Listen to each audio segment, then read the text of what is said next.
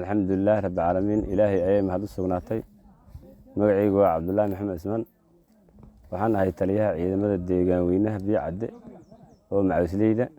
وحنا كل سجنها ما أنت تجول جيم بلو دورك يكونوا مجرين إلا عيدكم هذا يقول حيسي على فوليرة إن شاء الله تعالى بالله كريم وأنا قد بجرنا أخت ولبا وحاج وأنا كينو هاي مال ولبا يتكلم أنا قد بتقنه تتكسر مالنا كمان تبانو شعب كسر مالنا كمان تبانو يعني لو سيرنا الشباب dhibaatada maantana haysato Soomaalida diin beenaha in loo sheego oo wax laga dhalacsiiyay dhibaato la horsada laakiin insha Allah taala billahi kariim waan ka tabadigi doonaa baabuurtoori ay ka carareen baabuurka ay ka carareen qasnado iyo risaas ay ka carareen dhar ay ka ordeen agabkoori waa kuwa dhulkan wada yaalo wixii ay ka carareen alxamdulillah ilaahay ay maad u sugnaatay maanta dhibaatada ka jirta gobolka Shabeellada Dhexe waa ka saarnay ilaahay ayaa hadda iskale ilaahay ay guusis kala dhibaatadan waa halka ay ku dhuumalaysan jireen godadka ay ka qodan jireen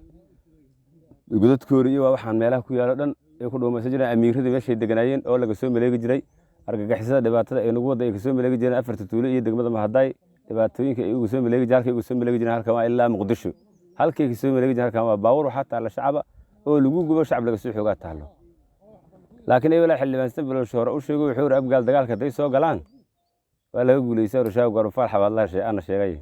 maanta waxaan joognaa meel ugu dambeeyay talisadii ugu dambeeyay aan joognaa waxa way dhowr